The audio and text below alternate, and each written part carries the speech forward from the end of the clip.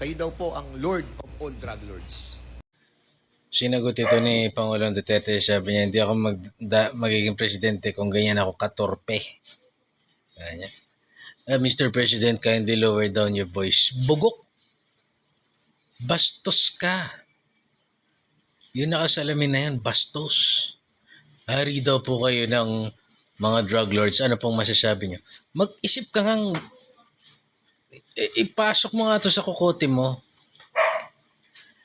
Yung tanong mo na yun, anong magagawa siya in aid of legislation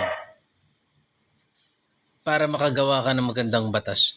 Tatanungin mo yung presidente, yung dating presidente, para hiyain mo.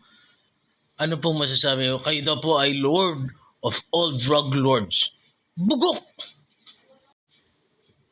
Ganyan kakabugok. Ba't hindi mo itanong sa presidente ngayon yan?